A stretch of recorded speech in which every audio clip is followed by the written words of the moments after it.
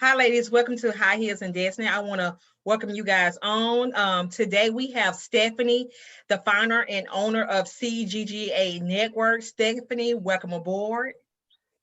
Thank you. I'm so happy to be here and to just talk about my story with all the beautiful ladies that's watching.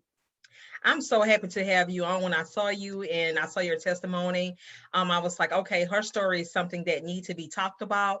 But ladies, before we go any deeper into this, Stephanie, I'm going to allow you to I'm going to allow you to tell them what CGGA Network is for. All right. So as she said, my name is Stephanie. I am the founder and CEO of the CGGA Network. Now, before I explain what the CGGA Network is, I'm going to explain the acronym. So CGGA is an acronym that stands for Confident, God-Fearing, Goal-Chasing Achievers. So I have an organization and we focus on really helping women to become CGGA women. So I focus on helping women grow closer to God, strengthening their relationship with Him, helping them overcome limiting beliefs like fear or doubt or insecurities, anything like that, because these are the things that hold us as women from being who God is calling us to be. So that's what the organization is all about. We have plenty of resources. We have a membership to really hold you accountable if you are serious about growing closer to God and you're just kind of struggling in that area, because being a Christian and being God-fearing is not always easy. Okay, we face challenges all the time. And through the CGGA network, we help you through those challenges.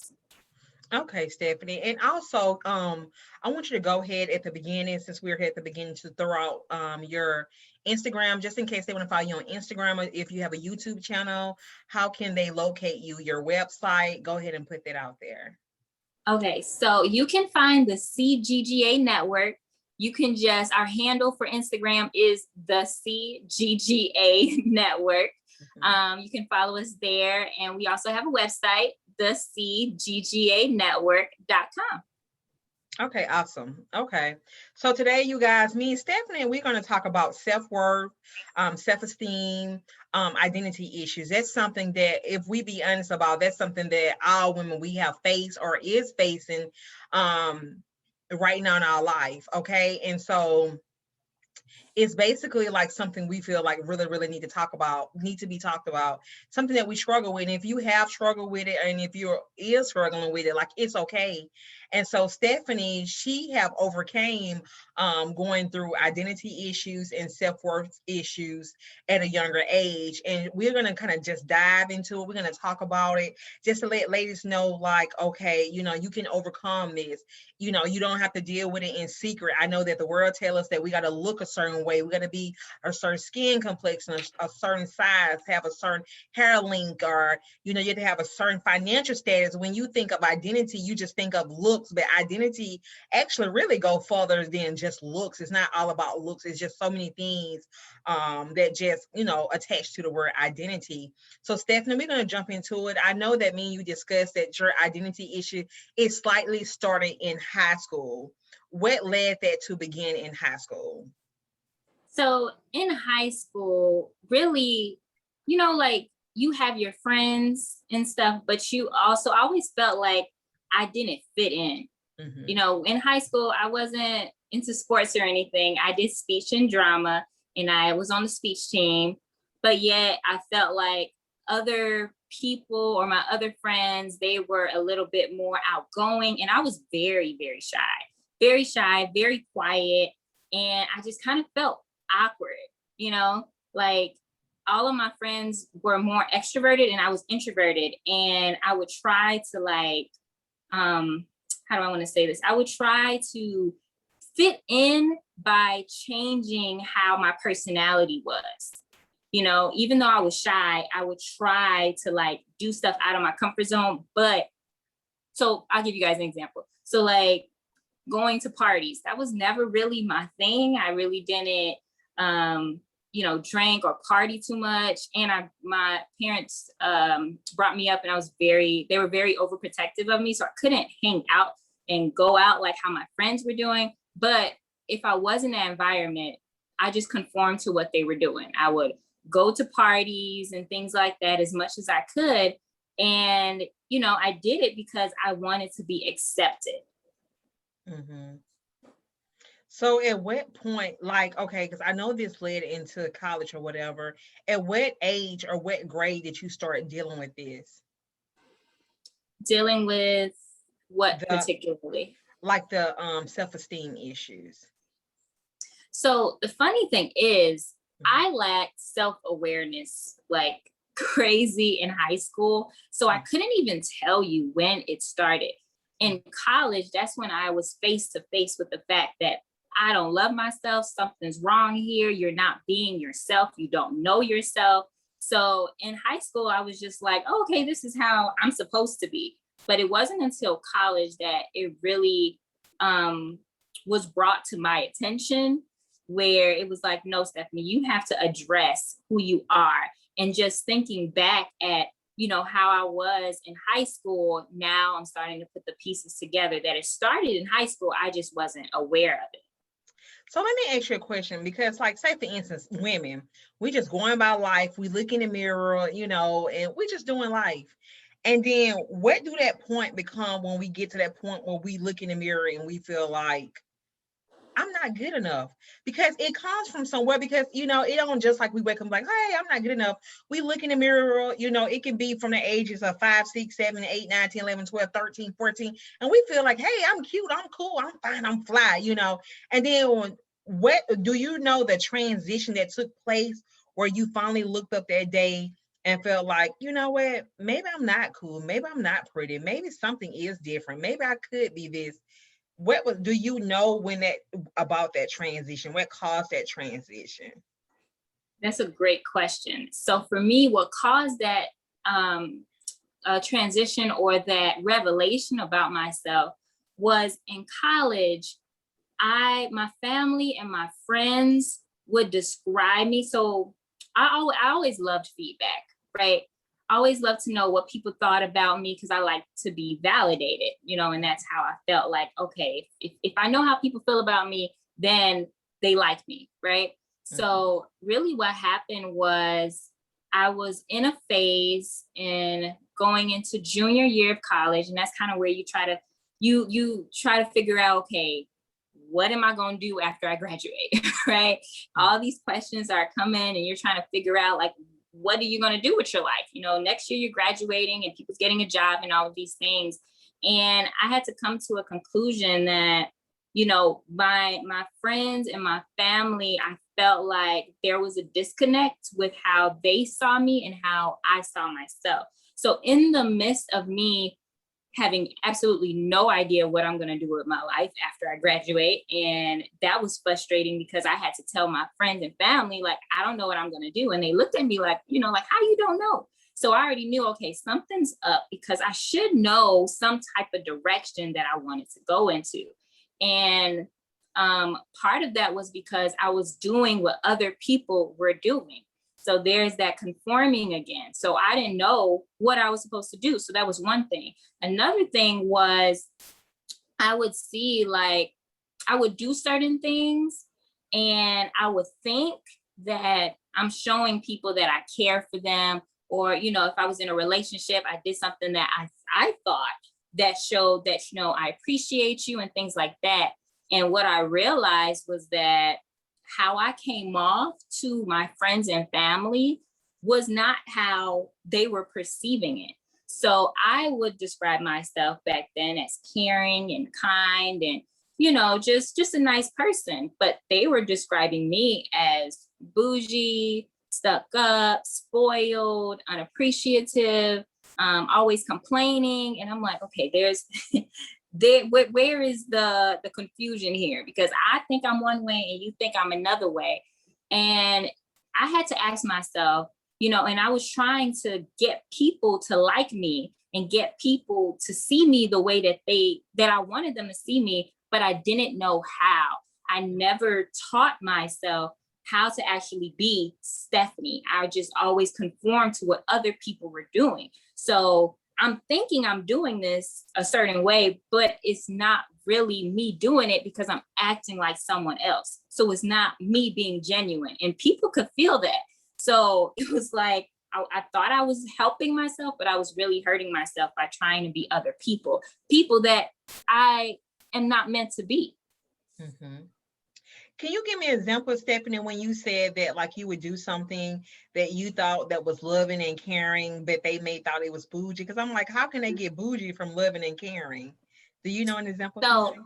yeah, so okay, so my friends thought I was like bougie and stuck up. My parents thought a lot. Of course, they're my parents, but they will always say, "You always acting spoiled. You're not appreciative of when we do things for you." So I'll give you an example for both. So when it comes to like my parents, my mom, for example, I used to, before I went natural, Mm-hmm. I used to always wear weave, and I'll always go home to get my hair done. And I remember one day my mom ended up jumping hoops for me to get my hair done because we had to call somebody else, and it was an all day thing. And we didn't have the hair, so we had to go far. We had to drive far away to get the hair. And at the end of the day, she brought it up to my attention that I didn't say thank you. I didn't see all the things that she had done for me.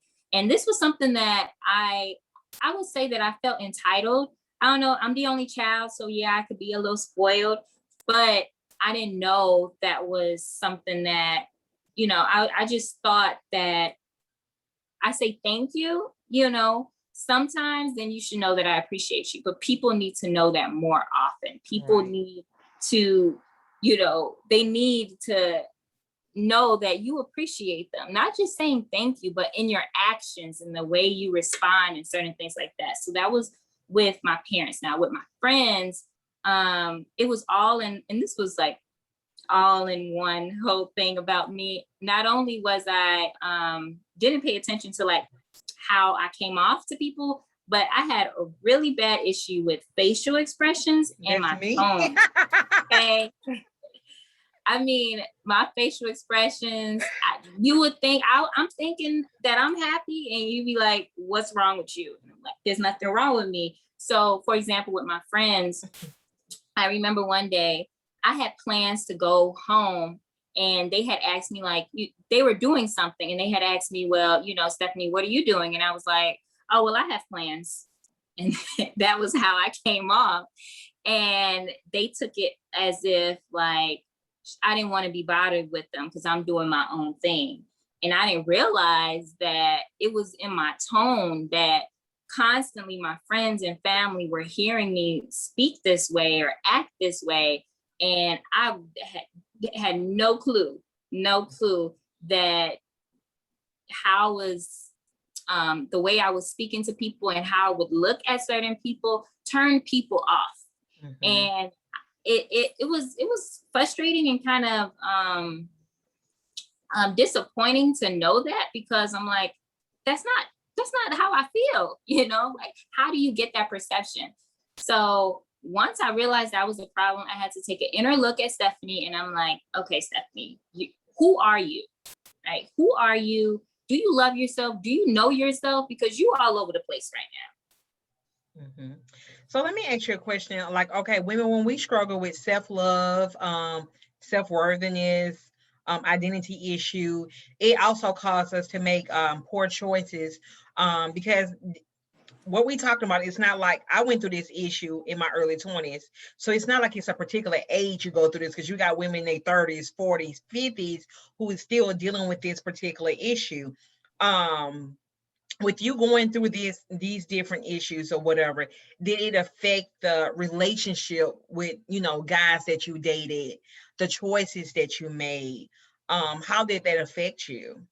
Not really knowing your self-worth. Right, exactly. So I would say how it affected me was I was in relationships with people who I wanted them to like me, right? Mm-hmm. If they didn't like me, I was like, I'm gonna make you like me. It was that type of thing. Instead of realizing like, if they don't like you, girl, like keep it moving, mm-hmm. because you start changing yourself and you try to please someone who will probably never see your worth.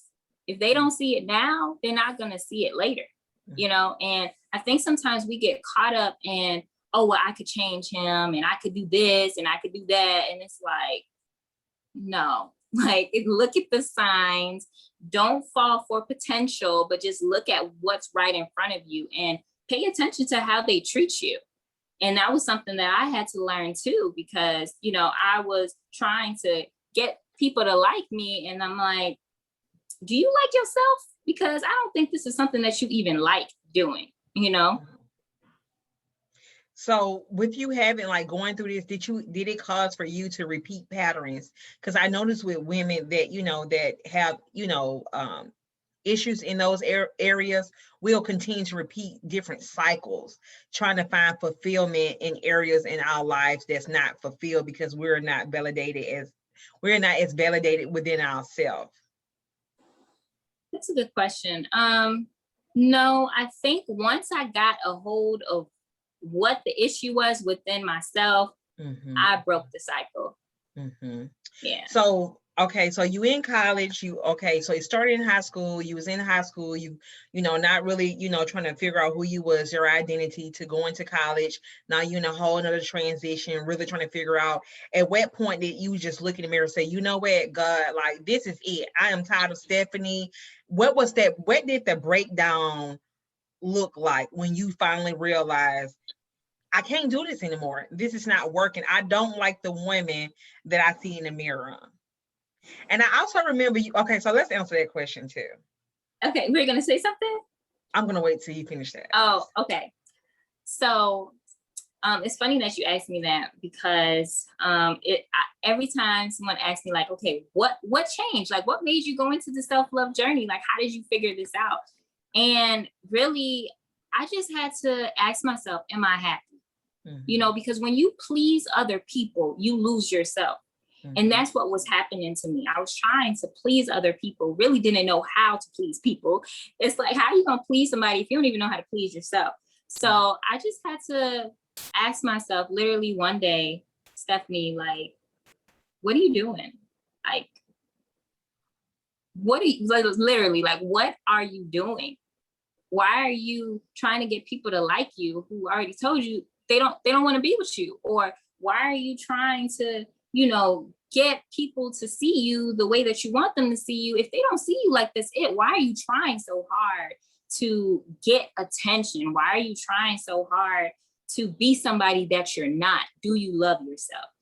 And so I challenged myself, because I asked myself, do I love myself? And I'm like, okay, if you love yourself, Stephanie, write down at least 5 things that you love about yourself. And I'm like, okay, cool. I had my notebook, my pen, I was ready.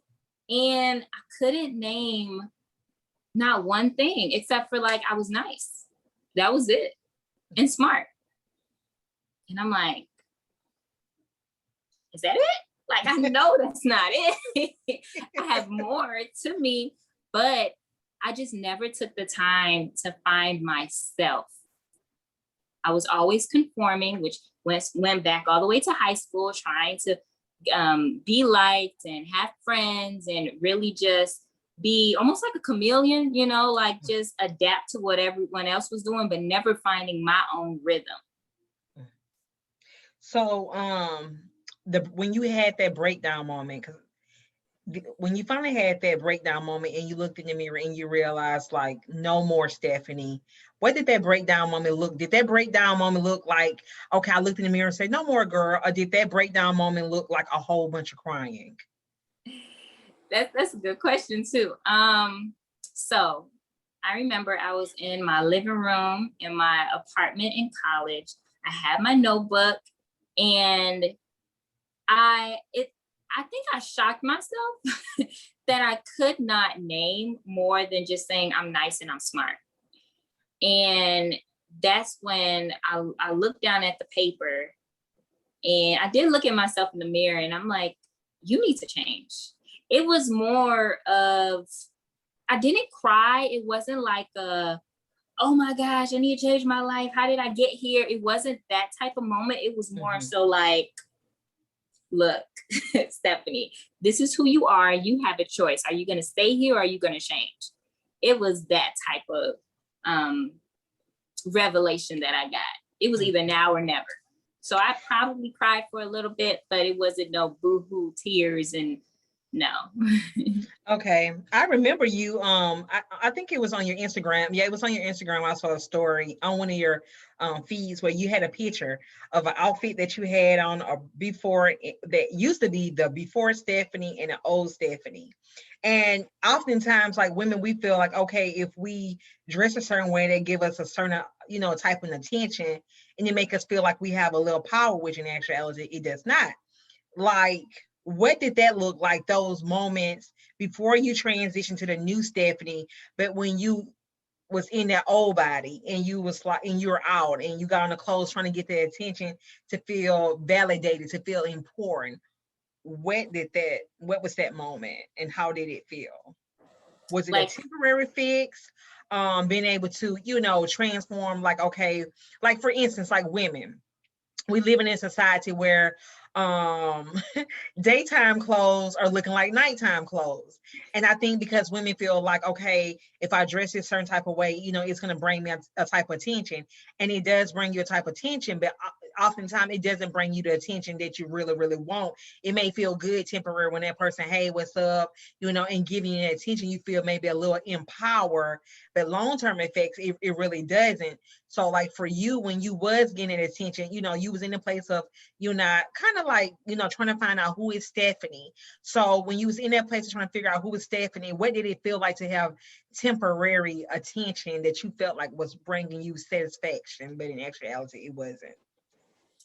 so I think for me personally, I always knew that so of course I have like a nice shape. I'll just say that. So I knew that guys like that. But what I think changed for me was seeing other women.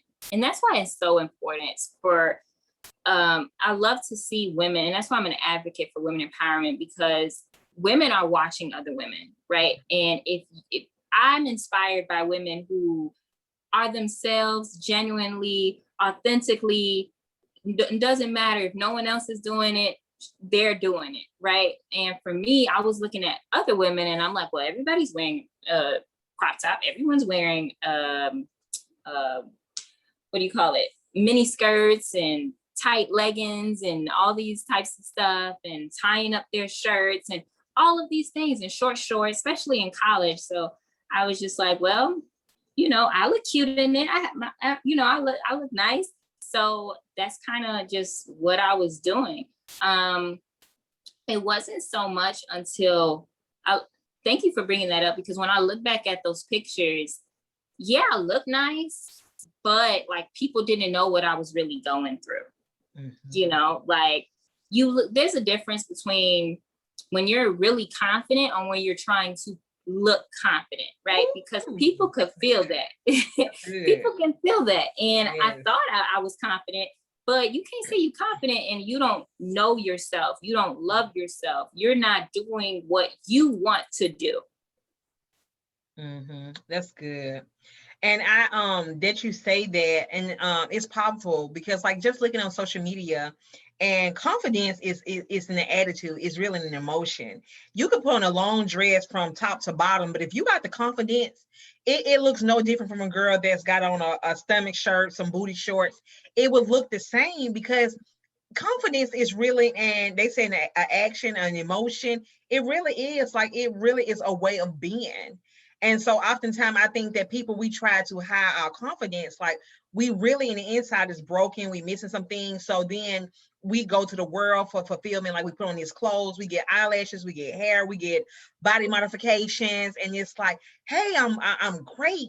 But we just spent all this time improving the outside, modifying the outside, but the inside deep down is still broken and it's not fixed. And people, like you said, we can see through that. We can look at that person and be like, oh, she's really not, as secure as she say. And then we can look at this person and be like, oh, she really is. Because confidence is just really a way of being. Like we see through all that as women. Yeah. Exactly. And just believe it or not, like if you're really confident in who you are. You don't have to, one of my things, like in my early 20s or whatever, and I have a nice shape. And so I was like at a place where I didn't know my self-worth. I didn't feel worthy, just being broken. And when I wore shirts, I always make sure my shirt stuck around my waist, so all my butt get to show. So if I got on like tights or something like that, and I remember I had a lady friend, and she was an older lady, and it was just somebody God had sent in my path, and she was like I was in my 20s, and she was like in her 40s, and we was in Burlington, and she was like, Naranda, you need to cover up all that big old butt.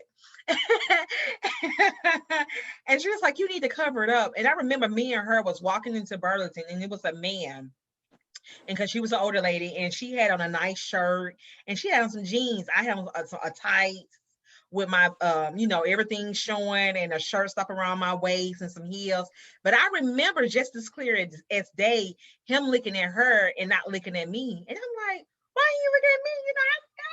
I got it. Why you look at me? But he looked completely at her and then look at me.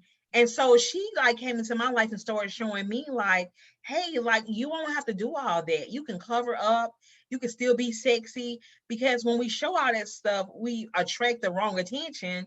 And then it's like when we attract the attention, we're like, well, why I'm meeting guys I always, they used to be like, why I'm meeting guys that I always want to have sex. Well, if you're walking around looking like sex, I want to have sex with you, and not to say if you're not cover up, a guy still don't want to have sex with you, but it's just a different, you're going to bring you bring different energies to you based upon what you give out, what you project. So if you project, that type of stuff, if you think about now, back in those days when you dress like that, you attract a whole different type of guy. Now being covered up, you don't even attract those guys. You may get one here and there that may try to come your way, but for the most part, you don't even attract that because you don't project that. So it's really powerful that people know that confidence really comes from the insides, because women will wake up and we'll walk past the mirror day after day, week after week, and month after month, and year, and we never look at ourselves in the mirror, because that is because we don't love ourselves. We don't love what we see in the mirror, and we have to get to a place of embracing, like, you know what, this me. If my stomach big, this my big stomach. If my thighs got cellulites, oh well, my thighs got cellulites. If I don't have any breasts, I don't have any breasts, but I'm still the bomb.com. Like, we have to get to that place.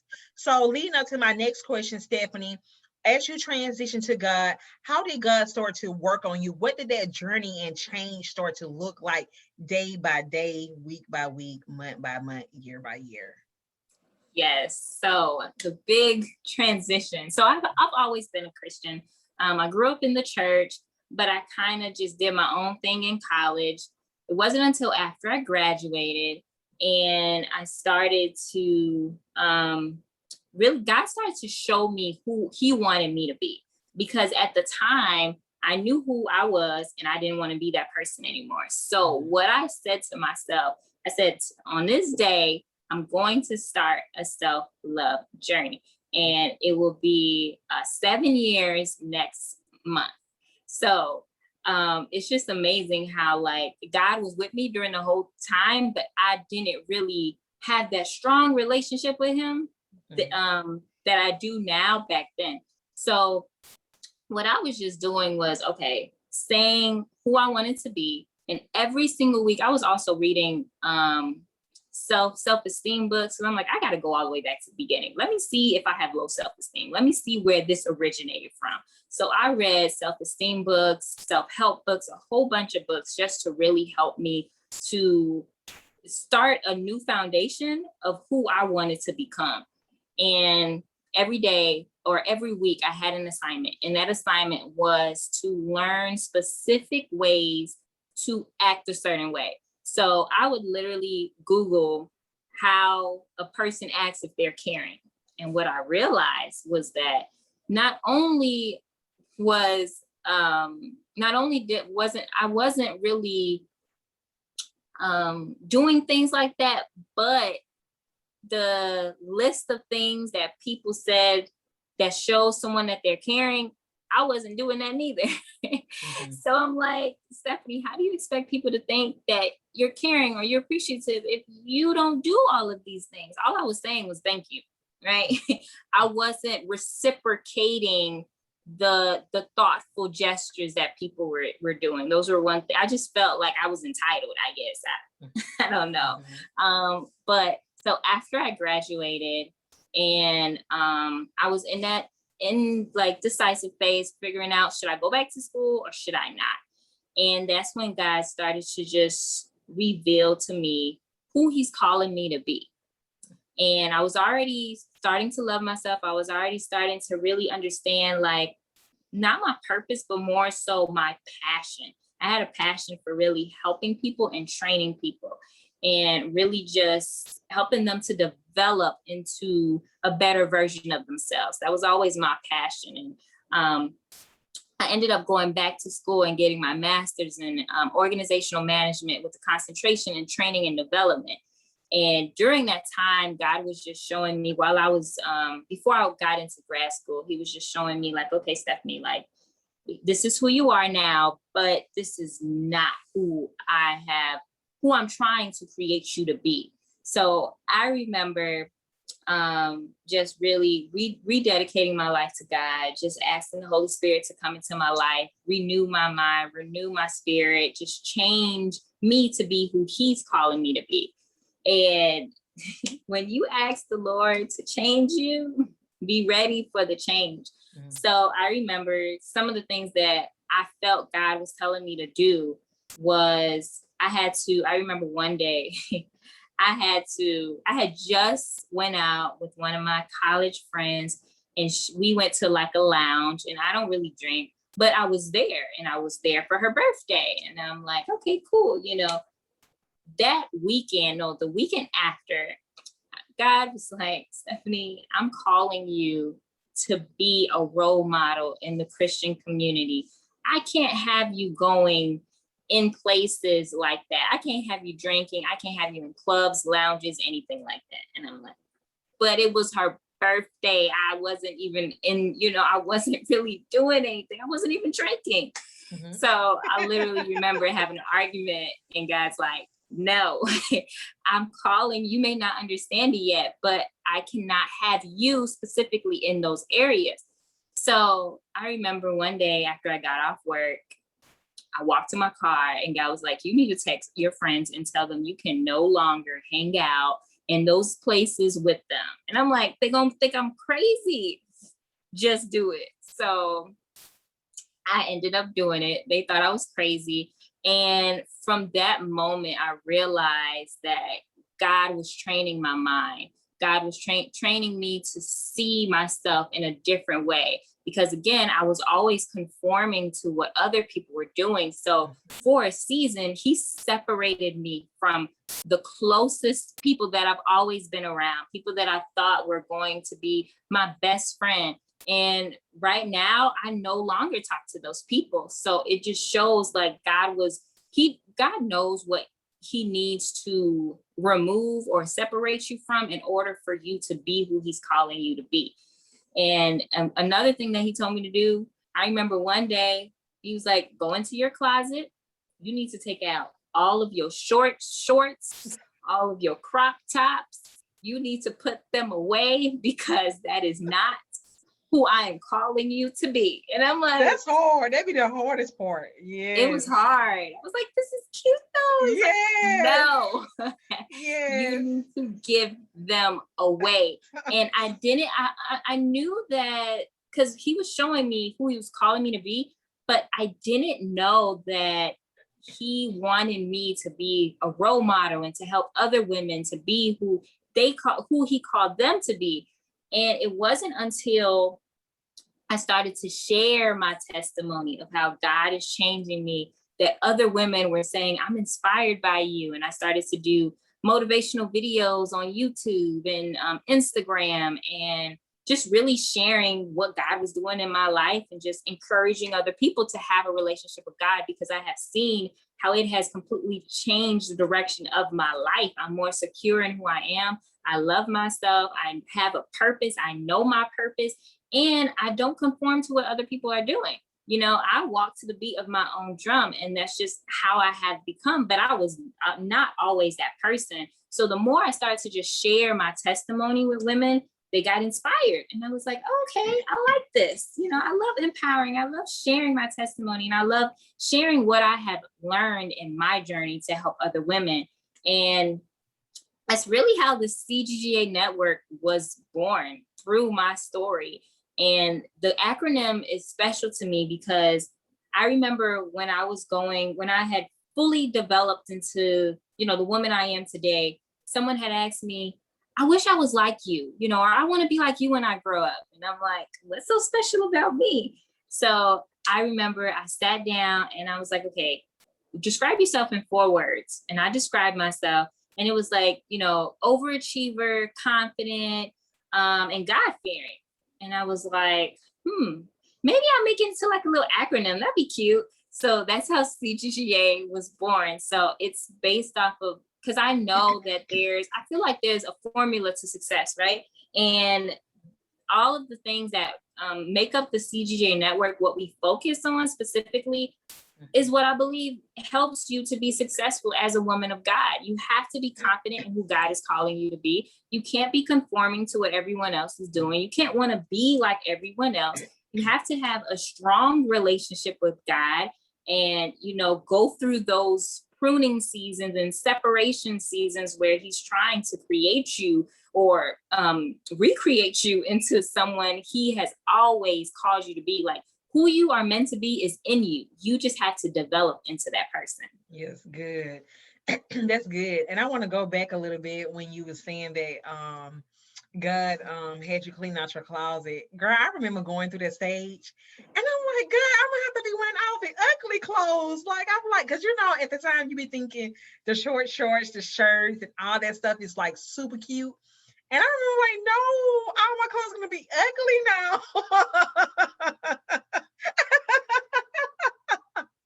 I'm like, I'm gonna be looking like a grandmama. Like, girl, I was just like, oh my God. So I was like, when God took me there, I was like, no, I'm not gonna do that. I started trying to find ways to modify it a little bit. I'm like, I'm gonna wear these shorts, but maybe if I put on a longer shirts and make it look a little different. And it wouldn't work with my spirit, because my spirit God was still putting on my spirit. So I was like, okay, God, if not, I had to start wearing the ugly clothes. I was like, help me look at clothes different, even though they wasn't ugly clothes, you know. But you know, when you're used to dressing and looking a certain way, you think stuff that's more cover up is ugly, you know. And so I was like, God, help me to look at clothes in a different way. Give me a new fashion, a new way of just allowing clothes to flow with me and my personality. And so when he did that, it kind of helped transition that whole part. But it was hard. It was really, really hard.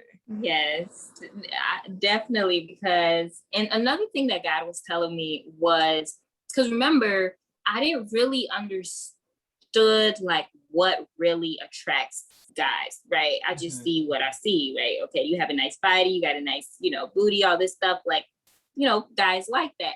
But God was showing me, in addition to who he's calling me to be, what type of men I need to be attracting. And it's not with my body, it's with my spirit. So he was showing me that he, you know, wants to take the attention off of my body and have guys, the right guy or the right guy he has for me, to be attracted to me, be attracted to my spirit, be attracted to just the way, like my personality, things like that. That's good that you said your spirit. That's a big difference. There's a difference between the spirit and the flesh. Because when they're attracted to the flesh, they're attracted to the outer appearance. But when they're attracted to the spirit, they're attracted to the inner appearance. Yeah. So, Stephanie, what's some advice that you can give women, for the women that's watching this video and just feel like they're not enough, or they just feel like, you know, they're trying to, you know, meet up to the standards of the world, you know, body modifications, you know, hair. And don't get me wrong, I always say it's okay, because I mean, I of course, this is not my hair, but the problem comes when we look at that stuff as an idol. When we start to idolize, like, I can't go out the house without my hair, or I can't go out the house without my eyelashes, my makeup, my lipstick. That's when it becomes a problem, because at that point we're looking at it as to we're idolizing it. It's almost like a mini God. So for a woman that's struggling right now, they don't love themselves, they're struggling with themselves, what advice can you give them to move forward from now on? So that's a good question. I think women, us, I don't know why we do this. I feel like we never take the time, or maybe we're never taught to really take the time to analyze who we are, like, because we have so many other opinions around us constantly, people telling us what they like about us, or people telling us, what we should do with our bodies, or what society is doing. And sometimes you just have to like quiet the voice of other people and ask yourself, okay, what do I want for me? Am I happy with my body? What don't I like about my body? Why don't I like this about my body? Like, you have to really do a self-analysis about who you are, your state of mind, your self-love, if you have self-love, the relationships, because relationships and people will really affect your self-esteem if you aren't surrounded with positive people who are going to uplift you, right? And you have to be okay with being yourself. But in order to be yourself, you have to find yourself. And that's going to take, it's not going to be an easy process. It wasn't an easy process for me. You have to really be humble, and say, okay, well, do I love myself? Like, some of the questions you need to ask yourself is, do you love yourself? Are you happy with who you are? Do you know how to make yourself happy, or do you have to have other people to make you happy? And if you aren't happy, what do you need to do to be happy? If you could have any type of lifestyle, or if you can be any way that you want it to be, what does that look like? And once you figure that out, start making baby steps in that direction.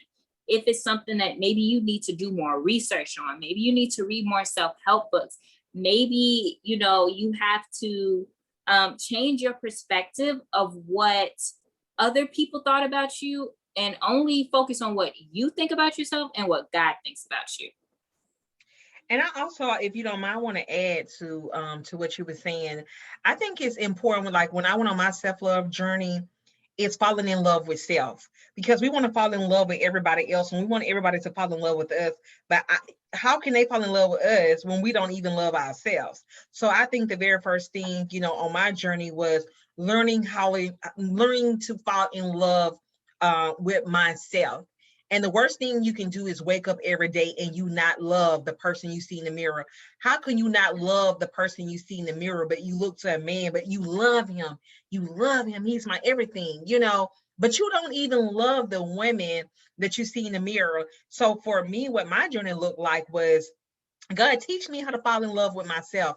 And that really took time. Like, I wanted to share this really fast. My journey looked like me coming home from work. I was a single parent. I was in my early 20s. And I just shared this on another video, but it looks like me coming home from work, me actually taking the time to pamper myself. I didn't want it. You have to come to a place where you're not motivated by people, but you're motivated by self. And when I say that, I mean, like, women, when we get a man, we be like, oh, okay, when I get a man, I'm gonna, buy me some cute lingerie. I'm gonna buy me some body lotion. I'm gonna keep my nails and toes done when I get my man. No, girl, I'm gonna need for you to stop. We have to start this stuff now. So I started falling in love with myself now, as though I already had not a man, but my husband. Okay. And so I started falling in love with myself then. And so it looked like me coming home, taking hot bubble baths. It looked like me coming home, putting on cute lingerie. It ain't got to be Vicky's Secret. It was something came from Burlington's, $12, boom, boom, little cute little nightwear for myself. It looked like me having a hot cooked meal for myself. It looked like me coming home, laying in my room with candles light, writing my journal to myself. It looked like me laying in the bed, just living on myself. It looked like me spending time and just being with myself. It looked like me buying cute panties to put on for myself. It looked like me being cute. I mean, wanting to smell good for myself. I didn't need a man to smell good. I would put on my body lotion, perfume, and get in bed all by myself, you know? And so that's Yeah. what my journey looked like. And I remember what my friend, she was like, girl, you need to do all that. I was like, no, yes, you do, because I don't want to get a husband and be like, oh, I'm doing this now because I got a husband. So no, that's the wrong motive. Like, it needed to begin before then. It needed to start now. And so when you do all these little things, it may be a little bit different from mine, because Stephanie was a little bit different from mine. But you start to love yourself, you start to appreciate yourself, do dinner by yourself, picnic by yourself. And then you one day you're gonna wake up and you're gonna be like, dang girl, you is the bomb, you know? And then like, you know, even like I hate to look at the mirror myself, like because I didn't feel pretty. And so I would get up every day and be like, girl, you cute. And then I'll walk away. Day two, well, girl, you cute. And then as the days went by, I'm like, girl, you are the bomb. Because if you believe a lie long enough, if somebody tell you a lie long enough, you believe it. If you tell yourself the truth long enough, you believe it. So even though you look in the mirror and you may not feel that, hey, I am cute, hey, I am beautiful, hey, I am fine. Once you tell yourself that long enough, your brain starts to process that, and then you start to act in the way which you receive that. It starts to digest in your spirit. But you have to tell yourself, like, I'm cute, I'm the bomb. Yeah, I mean, I have a flat stomach, what the world say you need a flat stomach, small waist. I can have a big stomach, big thighs, cellulites, whatever it needs to be. Girl, I am still the bomb, you know? And once you tell yourself that, you walk into the world with a whole different perspective, a whole different attitude. And that's something nobody can ever take from you. No, and thank you for sharing that, because that is so true. And that's why I'm so, like, when women say like they just went through a breakup, I get happy, because that's your moment to really find yourself. Right? I was the type to like go from people to people to people. Like, I never was alone. And that's when God was like, no, Stephanie, I'm about to separate you from everybody. You're going to learn how to love yourself. You're going to learn what makes you happy. You're going to learn what you like to do, what you don't like to do, which, you know, and all of these things. And I think maybe we like feel so like we need somebody in order to be loved. And it's like, no, you need to learn how to love yourself. Because when you love yourself, then you can show other people how to love you, and you can be content when they don't do the things that you want them to do. You know, like people's like, well, you know, if somebody didn't get you flowers, like, get your own self flowers. Like, it is okay. You know, you have to be able to bounce back for yourself. But if you never take that season, at least whatever time you need or whatever time God is allowing you to have when you are single, use that time to really figure out yourself, your interests, your likes, your dislikes, what gets on your nerves, you know, all of these things. I think, I don't know if it's a rap song or a song or something, say get another one to get over the other one or something. No. Like, no, you gotta have that single, like, everybody, like, I look at women and like, I'm going through it, well, I'm divorced now. I got divorced in March. And when people get divorced, the first thing people like ask you, when you gonna start dating? I'm like, pump your brakes. No. Like, I've been married for 8 years, together with my husband for 10 years. No, like, people got that whole perspective wrong. No, now is the time I need to mentally detox, emotionally detox, physically detox, and just embrace. Like, we don't take the time to embrace that season. And it's like, women, we got to get to a place like, it's okay to be single. It's okay to embrace that season, because when you get married, you're gonna wish many days for that single season. Like TD Jake said, you got married people want to be single, and single people want to be married. You're gonna wish so many days for that single season. So it's like, when you get so busy, when you get busy focusing on yourself, the purpose that God have set for you, you're not waking up like, oh God, you ain't sent me my Boaz today, which Boaz mean your husband. You ain't sent me my oh God, it's 5:15. He ain't came yet. Like, you don't even think about that. Like, you so caught up on God and yourself and life and embracing it. Like, it's just not it's not an issue. And one day you'll wake up and you'll walk right into your husband like, hey, he came so fast, I wouldn't even expect it. Because you not focused on it. You just, like, my motto behind my business is self-love. Self-love is so important, because if you can love self-love is the root to everything to me. I feel like it, I mean, from your job, to your whole way of life. Self-love is a lifestyle. And if you don't love self, then it's like, it just crumble down everything. It Yes, crumbles down everything. it really does. And, you know, when it comes to self-love, I think people feel like maybe there's a right or wrong way to do it. Like, no, it's based off the person. It's based off what you need, you know, and I'm in that season right now where I'm single and I'm, you know, enjoying life. I'm enjoying the time that I have to put everything that I have into my business. And a lot of people, I help people with really helping them to discover their purpose and things like that. And one thing that I realized is that a lot of people don't know their purpose is because they don't know who they are. They never took that time to figure out, okay, well, what am I passionate about? You know, what aggravates me? What is society that I wish that I could change? Right? Because that's where your purpose lies. Your purpose is not so much about, you know, you, it's about other people. It's about how you can impact or influence someone else. So I know without a doubt that if I did not go through my self-love journey, I would not be sitting here today talking about it. I would not be empowering other women, only because I wouldn't have understood the, like, what's on the other side of that. Like, once you go through a self-love journey, and I think sometimes we as women, you know, we let fear stop us from change, you know, like, well, I'm just going to sit here because this is comfortable to me. Your comfort zone is the worst place that you can be if you are focused on, you know, just bettering yourself or focusing on self-love, because you, whatever you have done is why you have the things that you have, or you are the way that you are. So if you are happy with what you have, who you are, or your life right now, you have to get out of your comfort zone and just change. Because believe it or not, truthfully, until you learn how to love yourself, you're going to continue to be walking in cycles. Yep. You're going to be, you know, and you'll hear people say, it's been 5 or 10 years, I'm 40, 45 years old, and nothing have changed. And you just give them that look like, Wow. I've been, you know, in this pattern the last 5, 6, 7, 8 years, and nothing have changed. And you just I give them the Stephanie face. Yeah. Like, what did you do to change? Like, it's not going to miraculously, you know, change. Most important as women, we got to stop running. We run to the world, but we run for the person in the mirror. We can't run to the world and run from the person in the mirror. We got to run to the person in the mirror and stop running from her.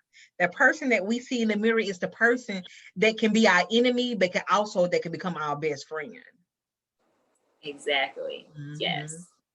And one thing I did want to say too, when you go on a self-love journey, which is important because you was talking about books and stuff, and I read books, and books really do help. Like, and anytime I know Twitter, I was going right to Walmart over there by the pharmacist, getting them little $5.99 books, and that makes a difference. And also too, the music you listen to. You can't be listening to this music that's speaking against what you are already going through. You guys, like, music is so powerful. And people are like, no, it's not. And I always give this example. You don't listen to R. Kelly and think about Jesus. You don't listen to Jesus music and think about R. Kelly. You know, you don't listen to Lil Jon and East Side Boys and think about Jesus. I mean, when you think about R. Kelly, you think about, I want to have sex. When you listen to Jesus music, you think about, I want to pray. So people are like, it don't play no factor. Yes, it does. So if you lay in your bed and you listen to some hoochie coochie music, you know, you have to completely erase some of that for a minute when you go on this journey. Like, music say, well, you know, for you to be a bad female, you need a big butt, small waist, and you look at your body like, dog, I'm far from that. You can't be listening to that. You can't be listening to that type of music. You got to take away the music, even if it's certain TV shows that you watch and you influence, take that away. If it's certain people you follow on social media, like, oh, her body's so beautiful, you know, take that away. You got to really take away all that stuff and completely develop a clear environment around you so that you can be able to build an altar for your life. Yes. In addition to that, those are all great things, but also people. Okay. Yes. Because the people in your corner, the people who, giving you their opinions of you, they may be the same people that's going to bring you right back to that cycle. It's like, well, they thought this or they thought that. And it's like, nope, stay focused on your lane, say your affirmations, speak life into yourself and all of these things. So people, watch out for people ain't gonna be able to handle the new you either. Because like when you come back as a new reintroduce Miranda of Stephanie, hey, this is the reintroduce.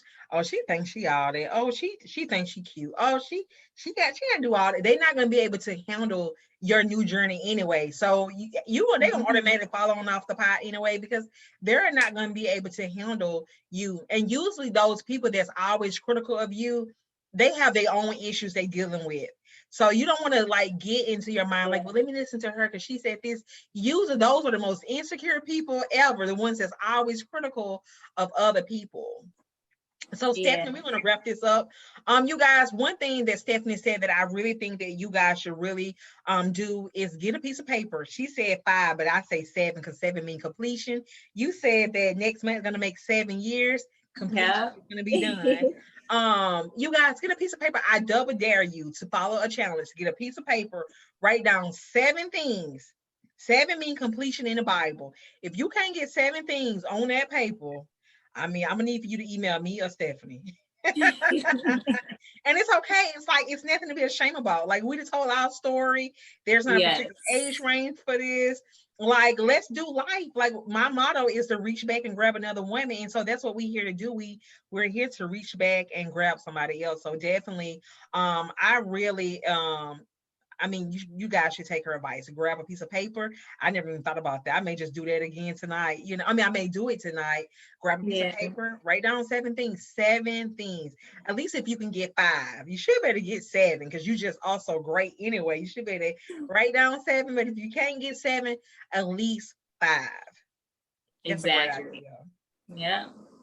So Stephanie, anything you would like to leave, just to be able to tell a woman like, my motto is we got this. What's something you could tell a woman to let her know she got this? I would say one thing is, yes, you could have this, but if you are really struggling with your identity, grow a deep relationship with God, because all the things that we have mentioned about, removing people from your life or changing the way you dress or, change the music that you're listening to, God is going to allow certain things in your life to just happen. When you surrender to him, he makes the transition of you developing into who he wants you to be, and allowing him to just change you and your identity and your ways, and to show you how to love you, because he created you. So he already knows what you need and what needs to happen in your life. So when you allow God into your self-love journey, into you trying to, do things better, become a better woman, it really speeds up the process. And it's not so scary, right? God didn't give us the spirit of fear. So really, when you focus on your relationship with God, you are bettering yourself and things like that. You're going to start just seeing things change, right? And be careful what you pray for, because like I said, I have prayed for, for God to just change certain things, and he will give you challenges, but it's for your good. It's to help you. It's to give you that push and encouragement through the spirit. And the last question, you said develop a relationship, a close relationship with God. For the women that's watching this that may be like, well, I really don't know about this God thing, or how do I do this relationship with God? What do that look like? I don't know what to do. What do you tell her? So I will tell her, okay, number 1, get connected with the CGGA network, okay, on Instagram, because I not only focus on helping seasoned Christians, I also help new believers, people who are kind of on the fence, because I'm passionate about really showing people who God is, because I wouldn't be who I am. We wouldn't be who we are. Like, I don't even know how to explain it, but people really need to understand the power and love that God has. It doesn't matter, God has for you. It doesn't matter what you've been through, what people say about you, what your past look like, how you are right now. Like, you know, you don't have to come perfectly. God didn't call us to come perfectly. Come as you are. And in the CGJ network, we welcome you as you are. Like, if you say, you know, I'm still drinking, I'm still smoking, girl, come, it's okay. We will show you how to navigate through that. So yeah, get connected with the CGGA network. You can follow us on Instagram. You can go ahead and send me a message. You can email me, or you can also follow me on Instagram, my personal account, where I talk mostly about my journey and things like that, is Naturally Stephanie, but you can find it on the CGGA Instagram. So just follow the CGGA network on Instagram and check out our website, thecgganetwork.com. Okay, awesome. Now you guys, now you have it. And the last thing I will say, now I always put out there, if you also struggling with just talking to God, get a journal, write it down, get a tablet, and just write God some letters. It could be something simple like, hey God, I really hate how my body look. Gotta go, talk to you tomorrow. Simple. It ain't gonna be, dear God, hey, my name is Miranda. I wanted to come. You don't want to do all that. Just write, hey God, what's up? Your girl really hate how her body look. You know, I'm struggling with this. Gotta go. That's a start. Gotta It's use funny it. how That's a you start. mentioned that. That's exactly how I did it. That's exactly how I did it. I started off because I didn't really understood like how to have a relationship, but I'm like, okay, God, like you already know who I am, you know. So I just shared every single day what was going on with me, how I felt, what was my goal for today, and just allowing him into my life. Yes. All right, you guys. So now you have it. Look, Stephanie and I have dropped so many nuggets. You guys have more than enough tools to walk away and say, you know what, today, don't say, you know what, I'm gonna wait next week. Procrastination is really an excuse for not to do it. Okay. So you can be like, you know what, you guys watch this video and say, you know what, I'm changing today. Not tomorrow, because you know when we're gonna die, we're like, I'm gonna start next week. That's because we really don't want to do it. So we're gonna act up the next couple of days eating because we know we don't want to go on no diet for real.